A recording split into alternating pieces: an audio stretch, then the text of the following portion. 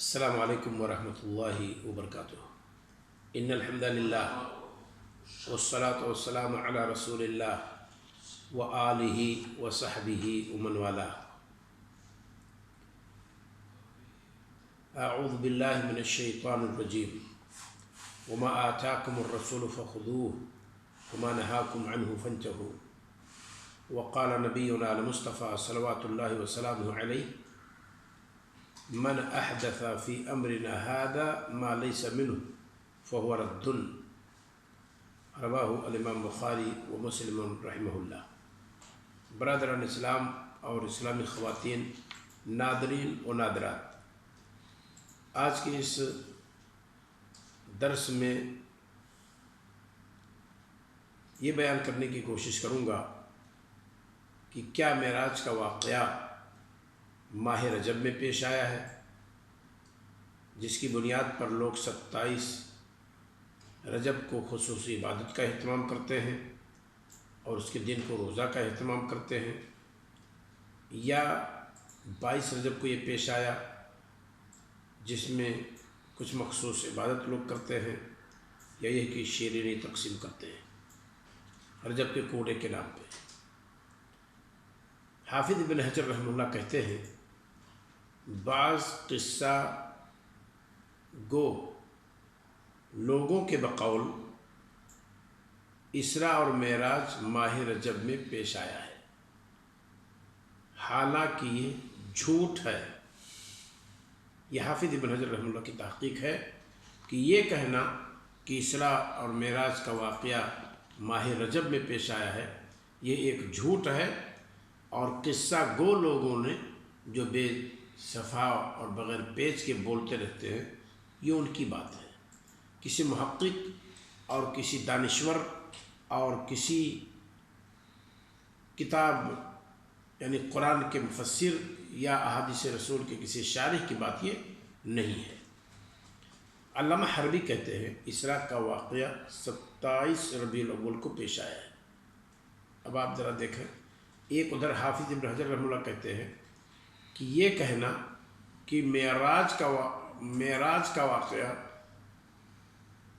رجب کے مہینے میں پیش آیا ہے، یہ جھوٹ ہے، اور تبیین العجب بما ورد فی شہر رجب صفحہ 2 پر حافظ ابن حجر رحمہ اللہ کی بات موجود ہے، اور علامہ حربی کی بات جس میں انہوں نے کہا ہے کہ 27 ربیع الاول ہے معراج کا سفر یا معراج کا واقعہ، یہ بھی ہے تبیین العجب بما ورد فی شہر رجب صفحہ نمبر 2 پر یہ بھی موجود ہے۔ آگے دیکھیے ہم کیا اس میں کہنا چاہتے ہیں۔ اس بابت کوئی مستند تاریخی روایت ثابت نہیں ہے کہ نبی کریم صلی اللہ علیہ وسلم کا معراج جو ہوا وہ 27 رجب کو ہوا ہے، جس سے یہ متعین کیا جا سکے کہ معراج کا واقعہ کس سال ہے۔ کہیں کچھ ثابت نہیں ہے کس ماہ اور کس تاریخ کو پیش آیا ہے۔ اسے تحقیق کریں، اسے لکھیں یا کہہ سکیں، اس کی کوئی خاص بنیاد نہیں ہے۔ ہاں، قرآن و حدیث کی صراحت سے اتنا ضرور پتہ چلتا ہے کہ یہ واقعہ پیش آیا ہے، اور یہ بھی پتہ چلتا ہے کہ یہ واقعہ رات کے بجائے دن میں پیش آیا ہے۔ رہی بات اس کے جزئیات کہ کس تاریخ کو، کس دن کو، کس سال کو، تو اس تعلق سے کوئی چیز ثابت نہیں ہے، اور کسی چیز کے ثبوت کے لیے یہی کافی ہے کہ کتاب و سنت مطلق طور پر اس کے ثبوت کی گواہی دے، یہی کافی ہے۔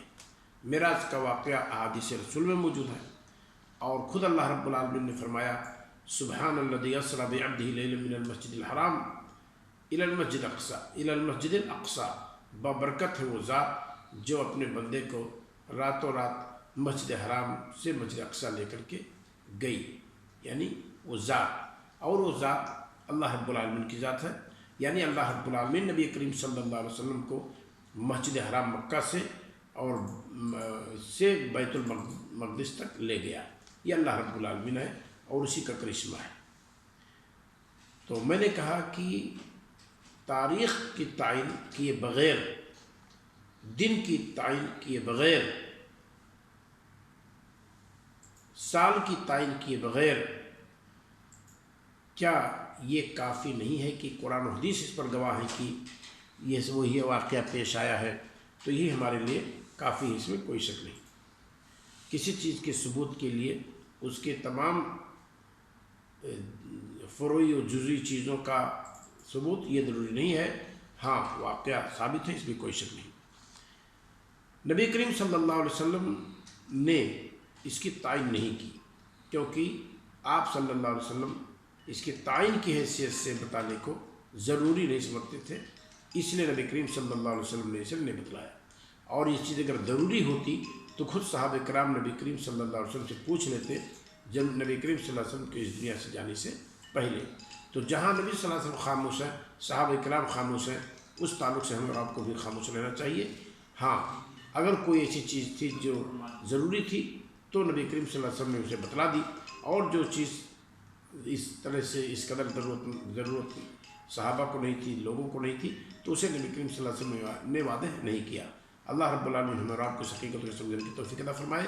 السلام علیکم ورحمۃ اللہ وبرکاتہ۔